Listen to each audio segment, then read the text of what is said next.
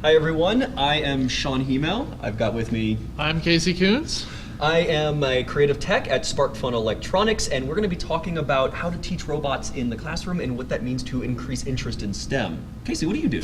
So I am a SparkFun alumni. I've graduated back into aerospace, so I work for a company, Honeybee Robotics, and I build aerospace mechanisms for satellites and things that poke holes on Mars. Oh, great. Sounds like a good time, actually. Oh, it's so great.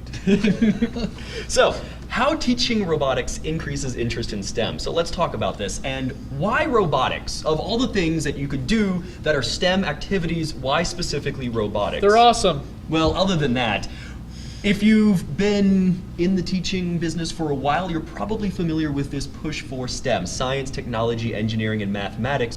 And looking at the Bureau of Labor statistics here, we see that there is a growth in the number of STEM jobs in the past 10 years, and this is also projected to continue into the future. Not quite as much, not that 24.4% that you saw earlier, but still more than non-STEM jobs. So, robotics teaches what exactly?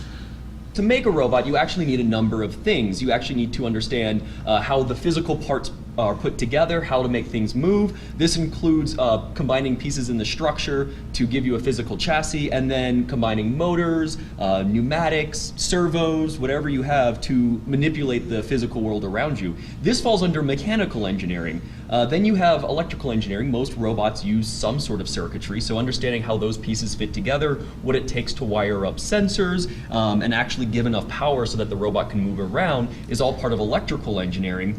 And then you have the programming piece. Now, many robots don't need a programming piece. For example, BattleBots, correct me if I'm wrong, Casey, but you remote control those, Yeah, right? mostly it's off-the-shelf hardware, so it's slowly creeping into it. So, but yeah, for the most part, it's off-the-shelf hardware, just radio control gear.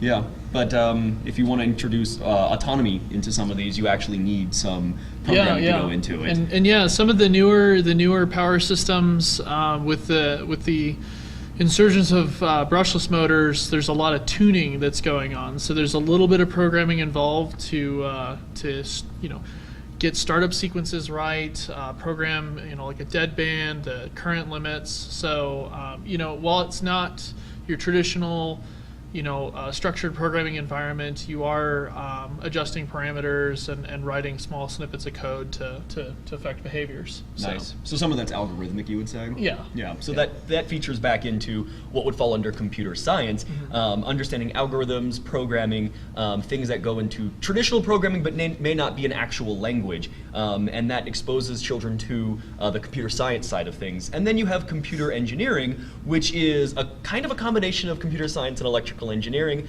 I was a computer engineering, that's what I got my undergrad degree in. And so you see both parts of the electrical engineering side and computer science side. You have to know both wiring as well as programming, but the crux of that actually is things like firmware and getting small microcontrollers to do your bidding, to send programs to them, and understanding that firmware may operate a little bit differently than what you would find as software on your computer.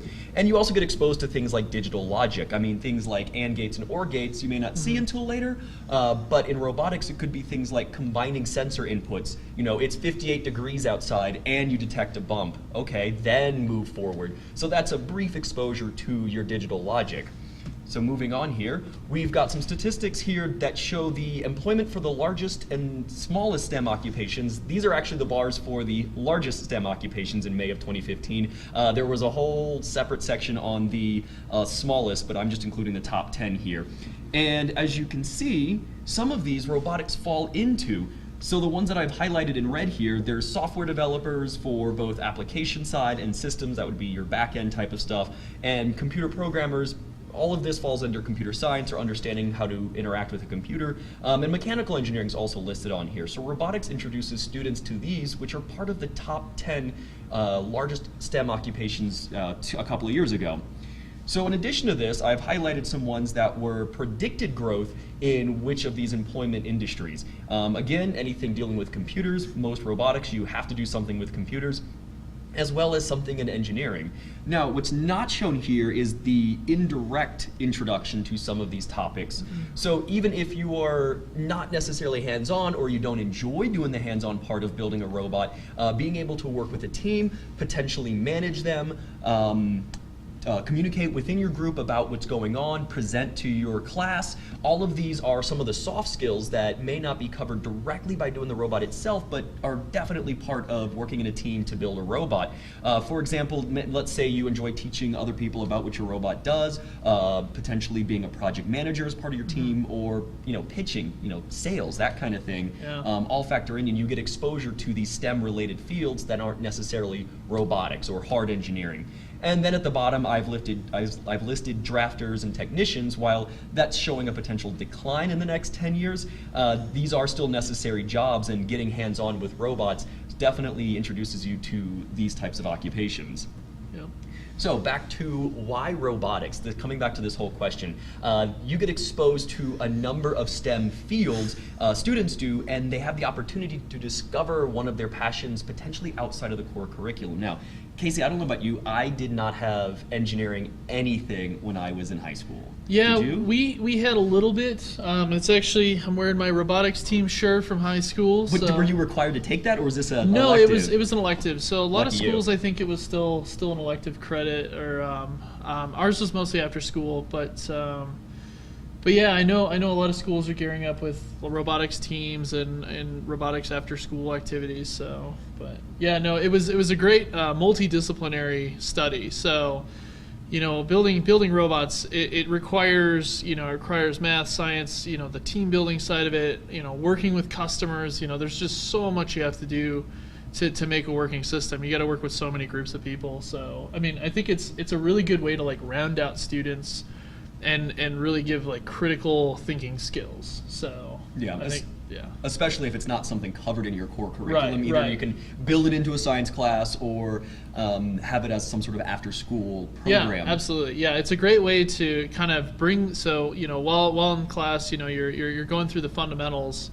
A robotics program is a great way to kind of bring everything together. So your math and your science, documentation. Oh my goodness, understanding how to write and communicate with other teams is such an important thing. So it's a really great vehicle to show people how to use a lot of the skills that they've learned and bring it all together. Kind of give that meaning to why am I learning this. Yeah. So. Something else is that teamwork. It opens up pathways, like Casey mentioned, communications between the different groups. More often than not, you're not going to have one student making one robot. That's actually pretty difficult. In almost every robotics thing I've ever seen in a school, it's teamwork. Groups of 2 through 10. Yeah. I've tried. It's miserable. What, doing it on your own? Oh yeah, no, it doesn't work. There's just too much. There's just too much to know. So what's great about it is it also gives some students the ability to specialize. So you can it gives kids that freedom to kind of start playing with a bunch of ideas, and where they like to be, they can gravitate towards that. So whether it's the hard skills or the soft skills, there's just boundless opportunity. Yeah, it exposes them to all of that. Yeah. Not just the 4 engineering disciplines I listed earlier. Yeah. With the communication, kids understand what it means to be part of this whole. You're working on one piece, like Casey said, and integrating it in the end to create a working system, which is usually a lot of fun. And that's the other thing, is this is fun. Yeah. If I had a program like this in high school, I would have been all over this. Kids get to explore their creativity. They get to, both in the sense of coming up with new ways to solve a problem. If you give them, whether it's a fighting robot or a robot that needs to go through an obstacle course, coming up with ways to solve those, you begin to explore the creative side. And I find that the kids often have a sense of ownership and pride about their robot. Absolutely, yeah. They go nuts with decorating these things. Yeah. Especially, if they get to go out and show it to other people, that element right there, that's where the pride is. It's I want to do well. So they really kind of pour their heart and soul into it, and it's something that they create, they made. It's their crazy idea. So I think it's great. I did first robotics. I was a mentor for 1 year. Oh my goodness. And, well, you understand. You understand. Yeah. And you've been in the trenches. Oh yeah. So it was a great year, and the ownership these kids had over this robot. Oh, And yeah. then something I noticed is that even after the competition is done, there's Yeah. still a part of the school year left, Yeah. which means that the kids then take it and they go to pep rallies and they show off this robot, which seems silly when you think about it, but it really creates a sense of pride for them, and the rest of the students really enjoy seeing it. The rest of the student body's, amazed at what these kids can do. And then when I was at Maker Faire this past weekend, there was a whole set of tents Yeah. where the local students show up with their first robots, their first robotics robot that they had made for, 6 to 8 weeks, something like that. The turnaround is incredibly short. 6 weeks is a very short amount of time. Yeah. I've got some stuff on First Robotics later. But these kids love it. They show up to Maker Faire and they show it off. It's a community outreach and it gives them that sense of group pride and accomplishment. Yeah. So, before we move on to Casey's section here, just to let you know, if you have questions for us, write them down in the chat section, and we will get notified and attempt to answer them as best as possible. So, Casey, you want to talk to us about the design cycle? Yeah. Something else you can learn. So the big thing, in these competitions, with first and with best, and with the combat robots and even AVC, some cool things is having a challenge that's somewhat similar from year to year gives you the ability to kind of give kids some exposure to the design cycle. So if you have students, multiple years, if it's an extracurricular activity, typically you'll have them, between 2 to 3 years. So, and there's some really awesome things that you can do. So, I'm going to draw from a lot of personal experiences, and the basic here is, how did we get here? So, I was on a team for ABC's BattleBots, and so our lovely green machine here, and people ask me, oh, well, how'd you get started? And they all expect some grand answer of, well, I started at a whiteboard and I designed this. It actually started out me riding a robot in a parking lot and not knowing what I was doing. That was not one of my smarter years. But the thing is that everybody starts small. So, the idea the first year we built robots was, can we just get this thing to drive? And every time you build one of these iterations, I'll go through, iterate. Every one of these designs has an advancement on the next. In this case, the one in the center was our first design, and then all the way to the left side was kind of one of our later designs. And you learn so much every time you compete, every time you build something. So how do you do this? So the first thing I always there's a pattern. You got to learn the design pattern. So you design, test, analyze, and redesign. So design it. Let the kids go nuts on the whiteboard. Try to guide them a little bit, but if they got some wacky idea that they are set on it, let them do it. Let them experience that. I find that students learning from a failure is far more beneficial than just telling them how to do it the right way the first time. It just you don't understand how much you learn from a failed test or a failed system. So that's where you test it.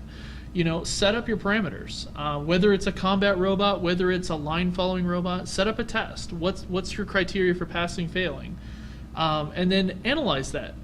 Analyze that test. What went right? What went wrong? If you had a failure, where did it fail? Where did things break? Where do I need to add supports? Where do I need to fix my code?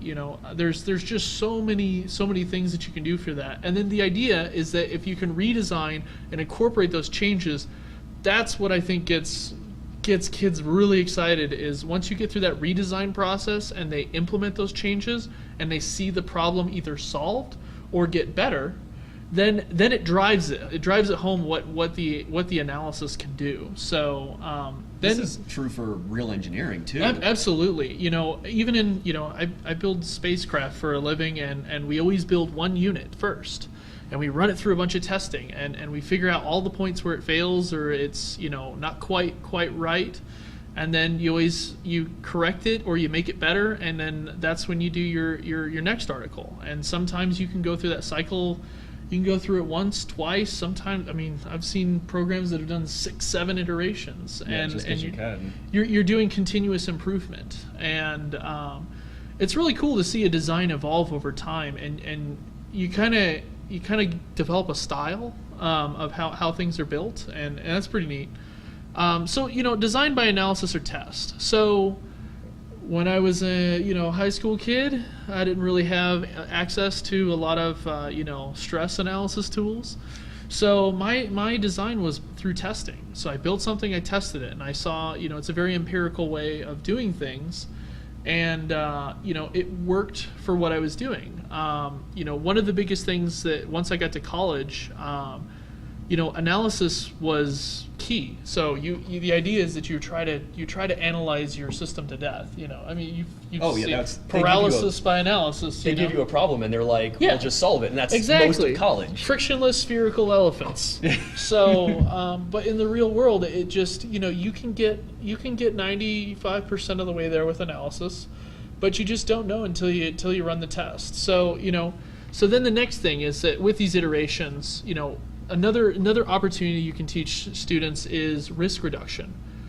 So let's say we have an unknown in our design. We don't know if something's going to fail. So what do? How do we reduce that risk? And there's plenty of opportunities, whether you can design secondary safety systems, you can design like grace, I call it failing gracefully, and so you can bring that in there. And then there's risk mitigation. So let's say we have a problem, a motor starts binding up, or something, and we find out that, okay, well, we've actually confirmed that, the course that we're running in is getting dirty. So how can we mitigate that risk? Can we do it through, can we change the design? Can we put covers on the system?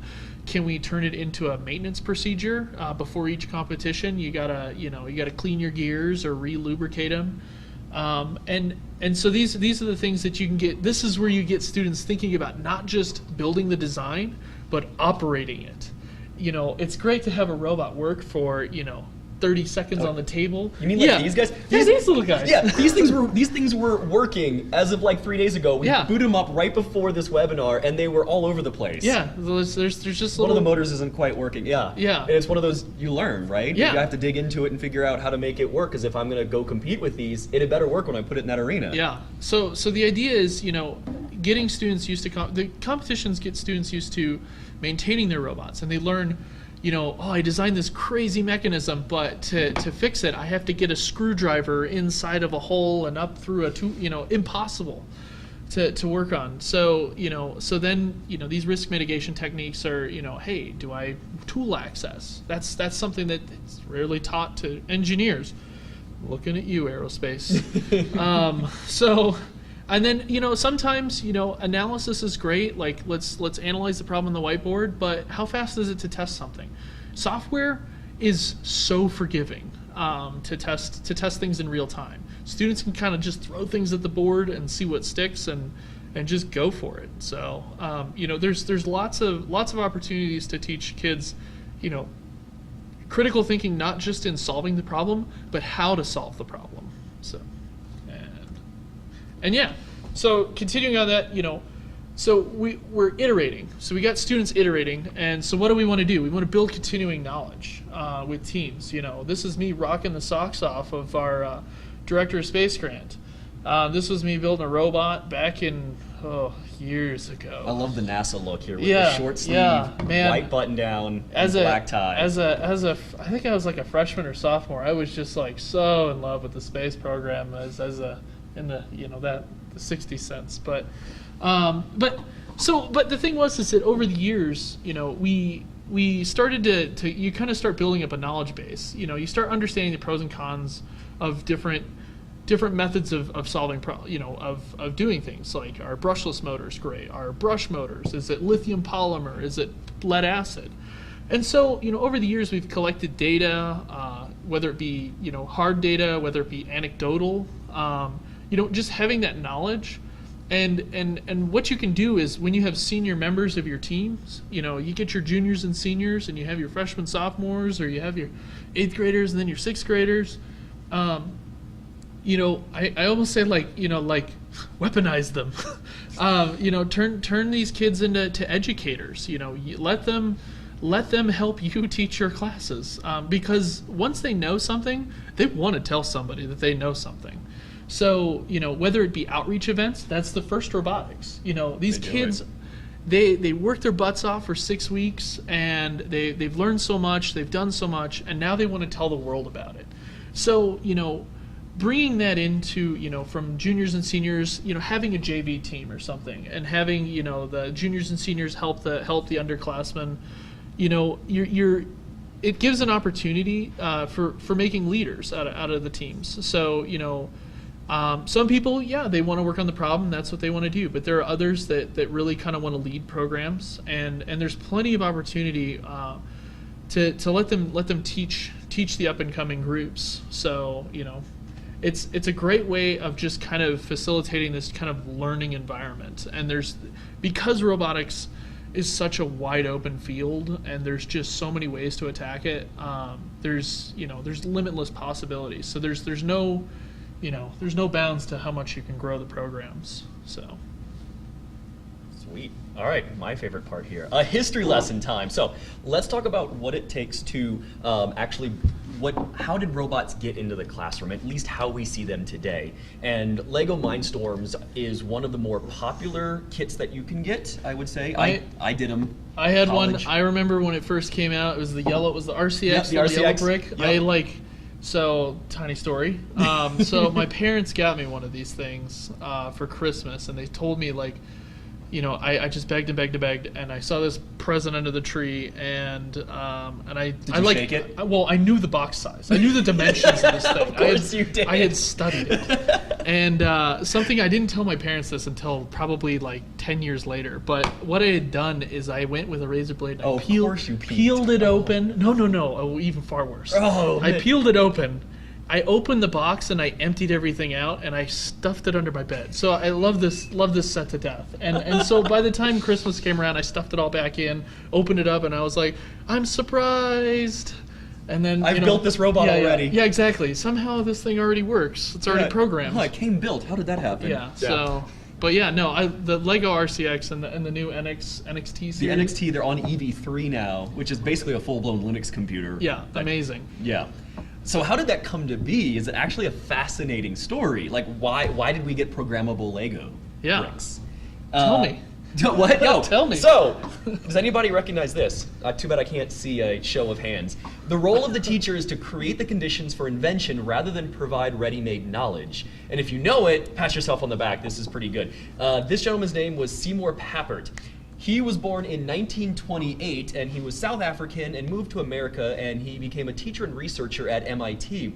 He eventually developed this theory of learning called constructionism, which is based on Jean Piaget's theory of constructivism.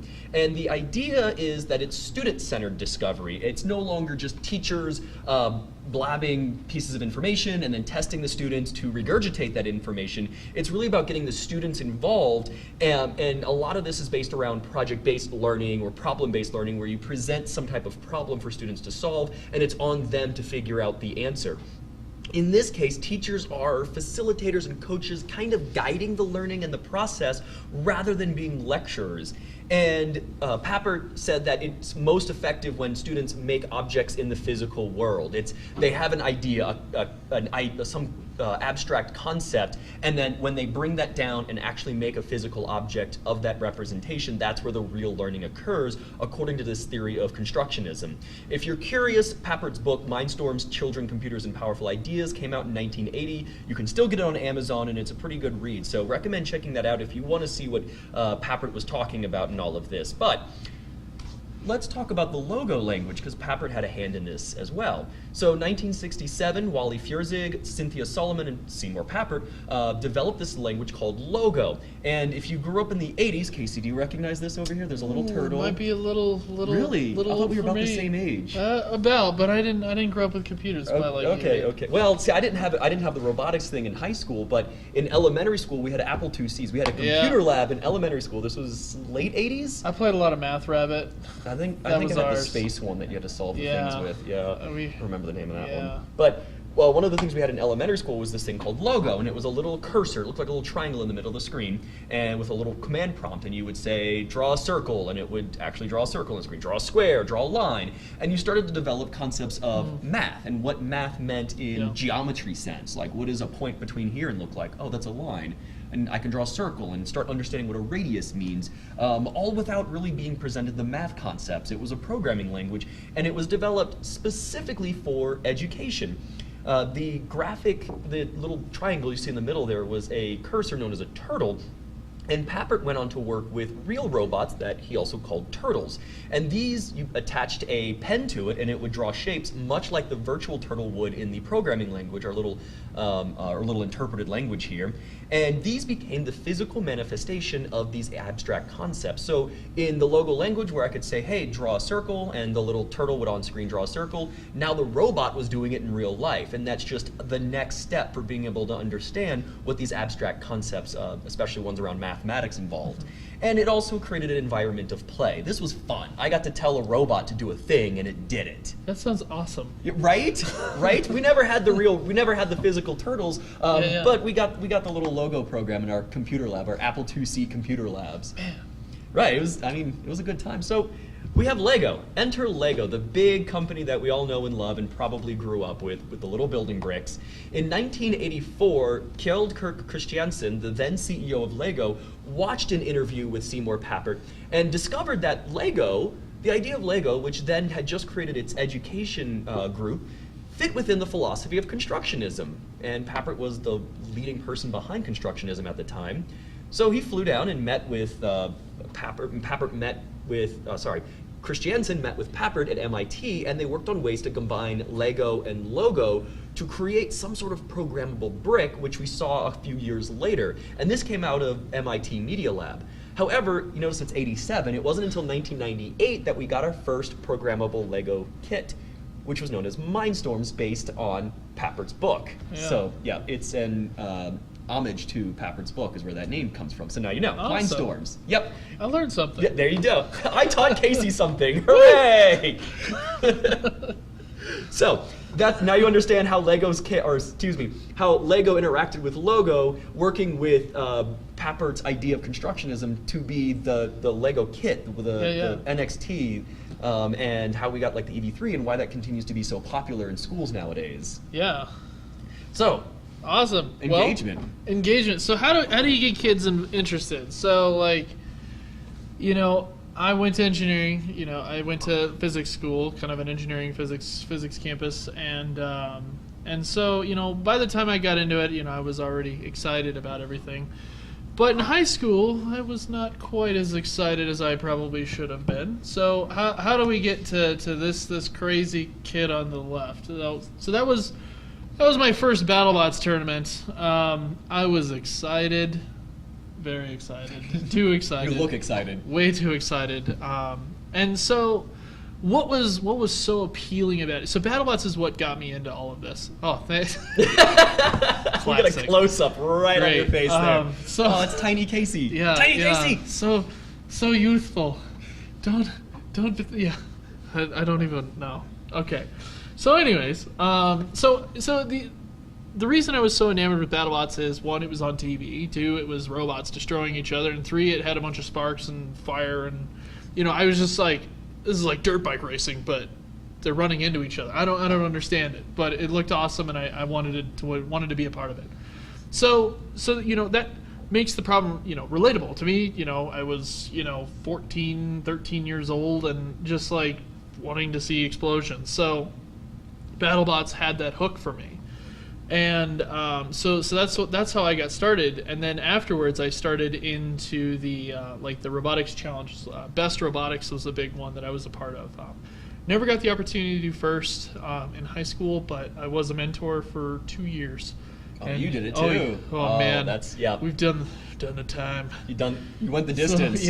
So that is to all the teachers that do the 6 weeks and 8 weeks and year-round first, like, you were a godsend. So, what's the big thing is, like, make it relatable to the students. As much as I love, talking about, perturbation theory, or like, statistical solving methods of robotics, that's a real dry subject if you don't have a use for it. So make it useful. Like, what do you want kids to do? Line following is something, you can relate it to, autonomous vehicles. You can make line followers with obstacle detection. You're trying to stay in your lane, but what happens if the other car, decides to drive into your lane? What do you do with it? How do you handle that situation? And so it's interesting is you can also, once again, you can show students how complex some of these problems are. And you can layer these things. You can start with line following, then you can do line following with obstacles, then you can do like synchronized line following. Is it swimming? Yeah, kind of. So, and then there's so many ways that you can just continue to build upon a problem. So, look for something that you see, look for something you see in nature. So, you have autonomous cars, you have, Amazon robots doing logistics, you have, things as simple as your washing machine, things as, like there's rockets now that can land and autonomously dock and, do all these things, Maybe you don't have to start with a space program, but, you can make analogs to these things, making a robot find a charging station, it's kind of a good analog to, docking to spacecraft. So, bring in pop culture. I got to see Neil deGrasse Tyson talk once, and he said that that's like one of the most important things that the educators and scientists can know is understand pop culture, relate with students on a level that everybody understands. Bring in current events. Bring in there are celebrities out there that talk about science now. It's incredible. Like Bill Nye. Bill Nye was on, he was on like what, PBS and I forgot, like ABC or something. Well, he has his show now. Well, yeah, he has that now. But it's crazy how like, Bill Nye is now like mainstream pop culture. Like what? Right. Neil deGrasse Tyson has primetime television shows, and these are. These are things that inspire, they're great communicators. So so I got a question then. Yeah. So we know that you mentioned rockets being able to land. So you have SpaceX landing their spent stages on barges. We've got autonomous vehicles is huge right now. Every company's competing to make the first real autonomous vehicle. So that's something you could make either like a competition or some kind of just work together, a cooperative thing to make some type of, we're going to build a small scale autonomous vehicle. Yeah. Are there any other things in pop culture you think that are relatable that teachers can reach for and say the kids will probably know what this is? Yeah. Let's bring this in and make it into robotics. Yeah. So I think Minecraft, but where do you go with that? Yeah. So I haven't played much with Minecraft, but I've actually seen simple things to understand mechanics and just radio control devices is like R2D2 builders. True. Yeah, there you go. Star Wars is still big right now. And so, robots with a personality. Can you program a personality into a robot?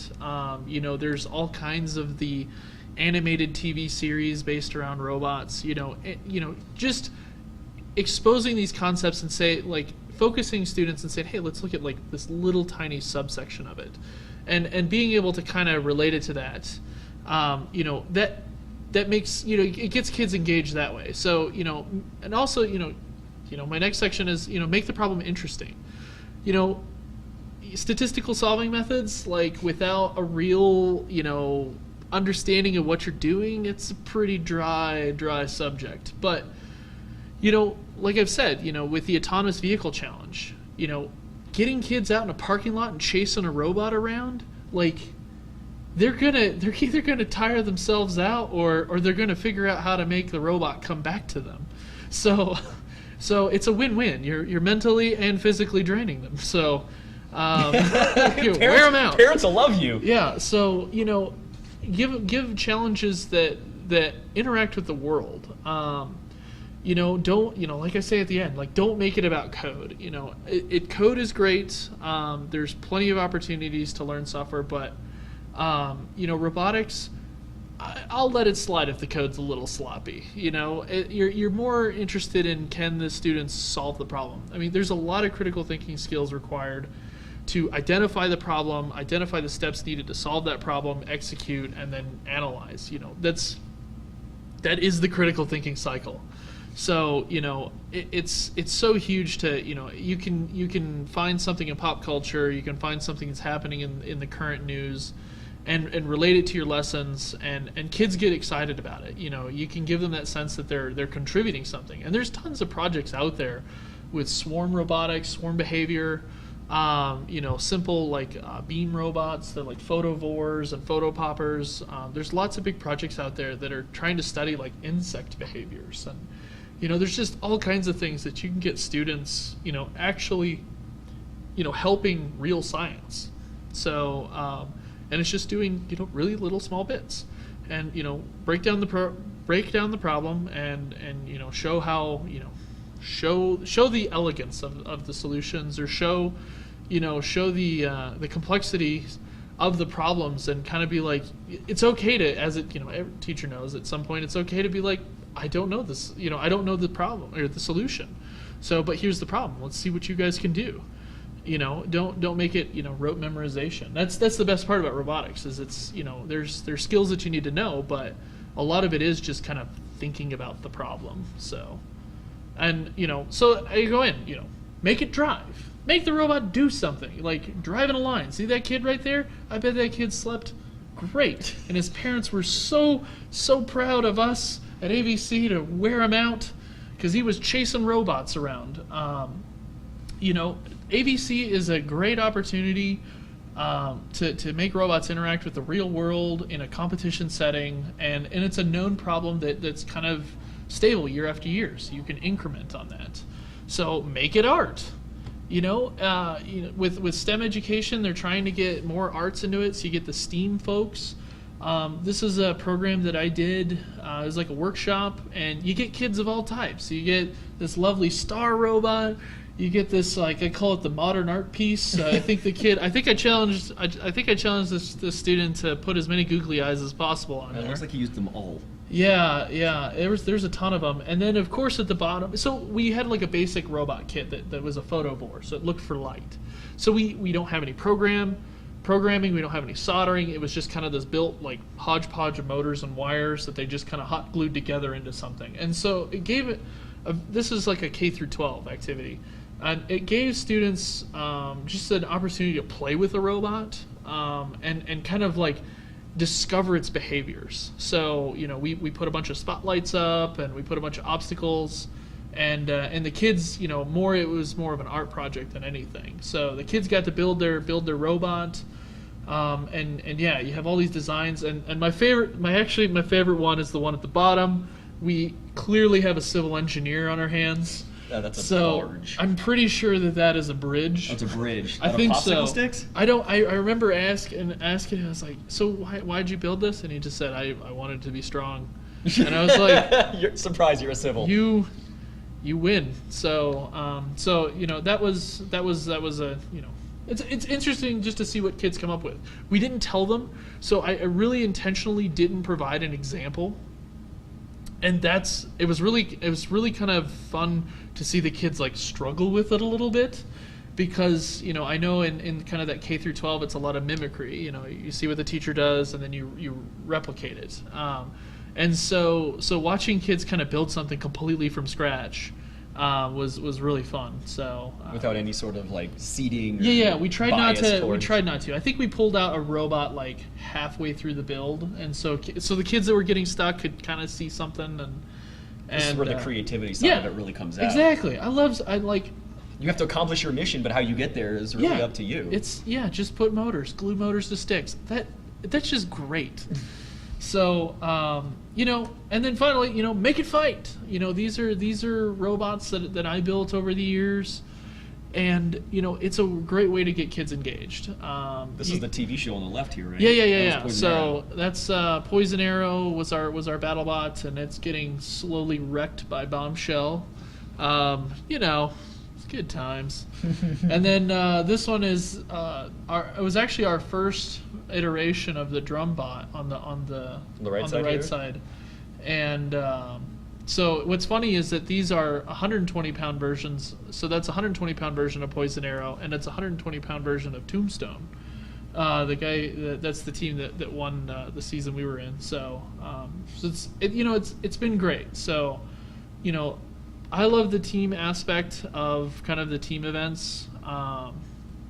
You build like these lifelong bonds. All the students that I was co-team members with in high school, a lot of them I'm still friends with. There's still kind of a professional network that you build from that, and you make these great friends along the way. Competition, healthy competition, promotes. You're trying to kind of one up each other, but at the same time you want to help each other out and solve really cool problems. So whatever you can do to get the kids interested, sometimes, it's not going to be hard science, or sometimes it is going to be hard science.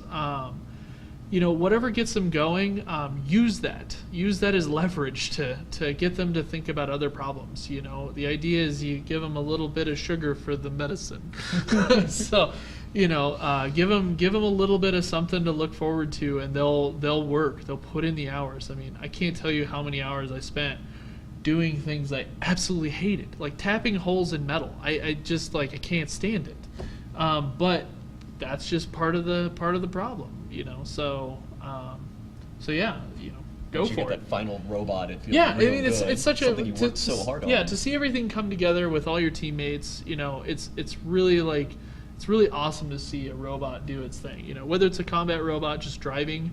I've done some autonomous vehicle work, and seeing it just out in the field, just doing something simple as taking a right turn, like AVC, watching a robot take the right turn. It's it knew how to do that, and I didn't tell it to do that. You get points just for making that first turn in AVC. Exactly, and it's hard. It's not actually that simple. Yeah.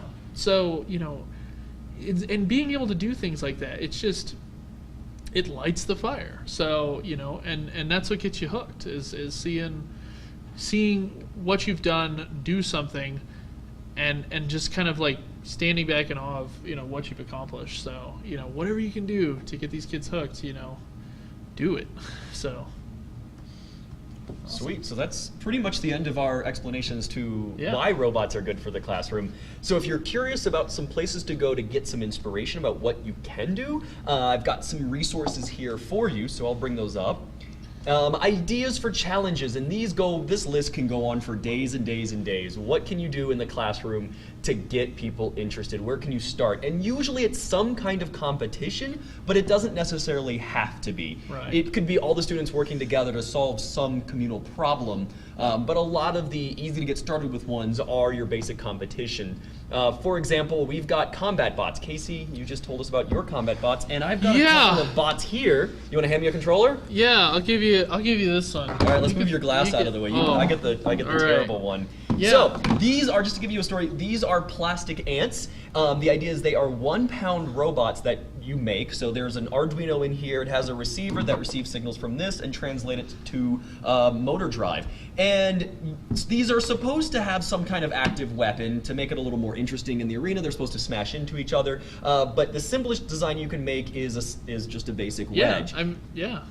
Wedges actually do pretty well even against active weapons. Wedges are the best thing you can build. The lamest thing you can build. It really is. It's a passive weapon. You push each other around, and they're usually strong enough they have no internal failures. There's no spinning weapon on them. It's a very simple design. It's a great starting point. And it's the least destructive as far as educator classrooms. It is the least dangerous. We can drive this on the table, and there's going to be no flying bits at our faces. That we can actually do this. I'm already winning. I just turned on my controller. And so all we're basically running a sumo match right now and trying to push each other off. Now I'm actually competing against the real battle bots. Oh, I was never a good driver. You were the builder. I was the guy who made things work. I fixed it. Oh no, I don't even know where I'm going. But yeah, so this is something that students can build in an afternoon. Of course they're going to want to drive it. You're going to always have that one student that's played just a little too much Halo, and they're always your driver. So it builds other skills. Hand-eye coordination. Oh, as a young nerd, that was hard. But getting kids driving something, building something and seeing it move. It's just there's a sense of accomplishment with it. So whether it's combat, whether it's sumo, all these competitions, come check out AVC. It's gonna be awesome. So first of all, sumo. We basically had a mini sumo match here, and sumo is different from combat. Combat is all about, it's more like boxing. You try to destroy your opponent. Yeah. If they stop moving, you win. If you what is it, like number of hits, you can get scored on aggressiveness and across a number of fields. It's very much like boxing. I call it hardware penetration testing. So those of you that are in information technology. So The idea with combat is it's like, it's kind of this hardware penetration like Formula One of robotics. So you're really trying to make a system run at like maximum performance. You got 3 minutes in a ring, and you're just trying to go 110% the whole time. So you spec your batteries to last that long. Yeah, that long, and just go for it. So so it's an interesting challenge in that sense. Sumo is Elegant? Yeah, elegance. It's like the fencing. You have boxing. What is a lightsaber? A weapon for more elegance? Exactly. How did that line go? Yeah. So BattleBot's a little bit more barbaric. Sumo. There's a lot more strategy involved with sumo. So there's tons of videos. Just look up sumo robot. The basic of it is you draw a circle and you have a couple of bots with equal weight, and you just attempt to push each other out of the ring. Yeah. So these wedges would probably work decently well. We were basically having a sumo match here. I'm not trying to destroy him. I'm just trying to outmaneuver Casey here. Have you seen Auto Sumo? Yeah. Oh no, it's insane. Look up Sumo Bot Japan, and they're amazing. So what we were doing was remote control sumo, which did require some programming, but Auto Sumo is where you actually have autonomous sumo bots that attempt to identify their opponent and push them out of the ring using code. No human interaction, and these things are terrifyingly fast. Oh yeah. They're only about this big, but I recommend, if you haven't seen it, look up Auto Sumo, and it is a fantastic 3-minute watch. It's nuts. Like these things, like they'll finish a match before your neurons can process what happened. Yeah, they look like little bumblebees attacking each other, and suddenly one wins. So and it's simple. It's 2 wheels and a wedge. Get students, and if you put a few obstacle sensors on there, what better way to promote kids to do better than the one next to you? So friendly competition. Get the students kind of get a little prize pool going, or I don't think they can do that in schools. Oh, that's right. Betting's illegal. But anyway, make some friendly competition of it. So you have a leaderboard or something. Who's king of the hill. So but there's all kinds of ways to sumo and combat. Yeah, so those are 2 basic ones, 2 good ones to get started with, and those are more about design choices you make for hardware. Yeah. And the thing, if you're curious, before I forget, if you're curious, the design files for these are all open source. If you head to SparkFun's YouTube page, the last video I did under Adventures in Science, I show you how I put one of these together, and it lists all the design files, all the code. You just need to copy it, and you can make a bunch of these if you so desire. It does require a 3D printer. I don't know if you can see these, but these are 3D printed chassis, and then it's just a bunch of soldered wires and boards on the inside. Yeah, pretty nifty. Yeah, they're not bad. I got the design file from Jamie Lieben up in oh, excellent. Yeah. Nice. Not Fort Collins. Where is that? Loveland. Loveland, thank you. I know my way around Colorado. I've lived here long enough. You'd think I would. So in addition to combat bots and sumo, there's a whole host of other things you can do. Line following, like Casey mentioned, is a good one, and you could take that to a competitive place and do speed races with it, or build in some type of obstacle course. I remember my junior year in college, we had to do a basic design class, and they built more of like project management into this. We had to do our designs, make design decisions, show the matrices, like present our designs to management at the time, which was our professor. And this was a basic line, and then we had to solve a couple of obstacles along the way. I think we had to like put balls through a hoop, we had to like pick something up, go over some rough terrain, and still maintain our traction on the course with the line, and then the fastest robot, won some kind of prize. No betting though. I know, I'm sorry. There's also autonomous vehicle. Casey mentioned AVC. Next weekend, SparkFun is running, there's a picture of it here, SparkFun is running our autonomous vehicle competition. This started, if I remember, this was a bet between our CEO and head of engineering. This was a Pete Doctor and Nate Seidel thing. They bet each other that they couldn't create a robot that would drive around the parking lot. And in our old building, the parking lot kind of encompassed the building. So really it was a race who could go around the building. Hands off the wheel. You put a remote control car on the ground, you push a button, and it had to drive around the building, and the first one to make it won. And that was how AVC got started. And how many years are we running this now? I don't know. I want to say it's like eight About now. 7, 8? I should know Nine. this. 9. Nine We're years. getting information. From our production staff. Yeah, our production staff. 9 years, so we're running ABC. This year it's taking place down in Denver as part of Denver Mini Maker Fair, or is it a full Maker Fair? It's a full Maker Fair. It's a full Maker Fair. Yeah, Denver We've Maker Fair. gone full Maker Fair. We've gone full Maker Fair. You never go full Maker Fair. We're doing it. We're doing it. We went full Maker Fair. And we're taking over a whole parking lot. There's several classes. One is the Speed Demons, and this is the robots as fast as they can with a few obstacles. There's one where people have to ride in it. Are they doing the Nerf gun thing? Is that legit? I don't know. I don't know if that was real. I think that would be great. Yeah, they're shooting Nerf guns at targets while they're riding in autonomous vehicles. And I know it's like one of those Disney rides. One of those. It's like Space. Yeah. It's not Space. Is it Space Mountain? No, that I was don't a know. roller coaster, I think. Yeah. Anyway, and then we're also running one called Logistics. I was part of this one, and so that's real. You have to go into an area, pick up something, drive autonomously to another area, and then stack and sort things, much like the Amazon robots do in their warehouses. That's so hard. It's not an easy one. We actually made it, you can remote control this, and you get points for doing certain tasks autonomously. So you could push a button, have it do a thing, or like, have it do certain tasks and say, go do your autonomous thing. And that way you don't have to worry about doing everything autonomously, because it's not an easy task. No. Other ones that I've seen are search and rescue. This is, there's a burning building and we need to search for survivors. And that's a very common thing that people are developing robots for. It's a big thing, and I've seen it, even when I was in school, there were competitions for this. And that is, can you build a robot that navigates inside of a crumbled building? And can you either extract someone or something out of the building, or take pictures and give your location so a rescue team can get in to help out. There's also rover exploration. NASA loves these.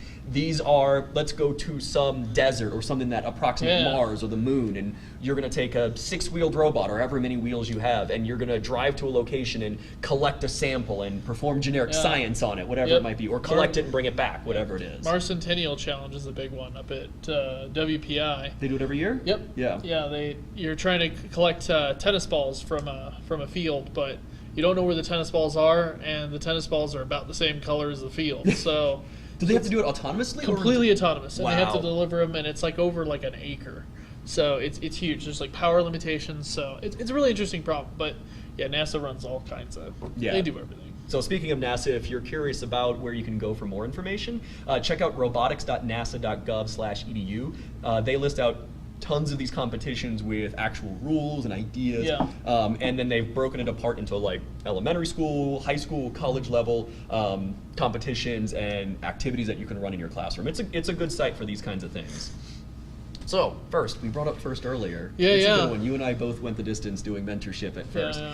This is, if you're not familiar with FIRST, it is a national robotics competition, and they now have leagues for all the grades, K through 12. They have Lego Junior League. I didn't even know about Lego Junior League. That's a new one. I think I just heard about that, but yeah. Yeah, because I remember Lego League, and now they've introduced K through 4 doing Lego Junior League, so that's even younger crowd. There's the FIRST Tech Challenge, which is usually smaller robots, and then the FIRST Robotics competition is for your high school level, and there's a picture of it on the left here of what one of these robots look like. They're people-sized or bigger than people, and they usually have to perform some ridiculous task. Our year, it was picking up, I think, balls bigger than the robot itself and trying to put them in baskets that were trailing behind robots, so we had to like chase down other robots. Usually FIRST has the first minute or 30 seconds of a match is autonomous mode, where it's hands off the controllers, you push a button, the operators are not allowed to touch it, the robot has to perform something autonomously, and you can get lots and lots of points if you actually complete some activities. Most robots I know, when I was there, they would just do something defensively, like spin in a circle or something like that. And then the rest of the match, which is, maybe 3 minutes or so, then you have drivers actually trying to compete and control it with remote control. Yeah, they always have like 2 or 3 drivers with these things, because there's just so many points of articulation. So there's even the teamwork of just driving the thing. Yeah, they give you these 2 ridiculous controllers you have to use. We had like Logitech joysticks that we had to like make talk to these robots. It wasn't easy. That was a project in itself. Oh yeah, just learning how to do the driving aspect. I think we threw that together in the last day, because it was my first time as a mentorship, and it was like maybe the school's second year of doing this. But it was a blast. So if you're interested in running a FIRST program, most of these are run as outside of school, like extracurricular activities. I've seen some where you can take a class and they allow it as elective, but most of them are like they meet once or twice a week to build a robot. They give you the rules, and it's like January, and then Yeah. you have 6 weeks to build a robot. Yeah, usually. I want to say it's 6 weeks, and then like a week before competition, you run like practice heats, and Yeah. then there's like real competitions in your region. This is nationwide. This is all over the United States. If you're curious, check out firstinspires.org to see if your school has one, or if you want to look at creating your own club in the school. There's Best. You and I judged for Best Robotics, Yep. and this is also a national robotics competition. It's smaller than First, Yep. and it's both middle and high school students. The thing I liked First. First is very impressive challenges. Yeah. The thing I noticed about First is, especially if it's your first year as a mentor, it's- you're often doing the design work because you're learning it Yeah. along with the kids, and you don't have much time to really help them up until the point where your school has done it for a number of years, and then you start having kids teaching kids, and you create that community. Yeah. Best, the challenges are simpler, but the focus is on the students actually performing the activities. Yeah, Best, the rules are that the mentors can't do any of the work. So it was very, it was really awesome to see, it's a very level playing field. So I believe Best always tries to make it free for schools. So if you can find a Best hub, they're definitely going to try and get you a kit. But yeah, the idea is that everybody's on a level playing field, so you get a kit of parts. It's like the Apollo 13. They dump it into the table just like this. And every it's student has the combined. same parts. Every student has the same kit, so it's kind of more of a level playing field in that sense. But Yeah. I Yeah. noticed that it's most Best hubs. Like, I didn't know what Best was. I was on the East Coast. Yeah. But I noticed most Best hubs are kind of in the middle of the United States. So Yeah. it was like South Dakota, North yeah, Dakota. it started like in the Texas, South. It's like big in the South. Kansas region. I think it was like Delta or something that was the original sponsor, and so, or American Airlines was the original sponsor, and so it kind of grew from there, and it's been kind of branching out ever since. So Yeah. So that wraps up everything we've got. We've got a couple of minutes if there's any questions. No dice. no questions. I know. All right. Well, that means we covered everything, and there's nothing else that needs to be said Done. about robotics in the classroom. done. Solved robots, guys. Solved. The issue is solved. So for 2 minutes, you want to compete? See if somebody can throw each other off the table here. I mean, Unless we get a question, you're just gonna watch us drive these around. Your scoop is lower than mine. Oh, that's a dance right there. Oh man. Oh no, I'm gonna get you. I don't know how to drive this thing. Oh, now I gotta invert things. Yeah. Oh no. The dance of robots. Am I kidding?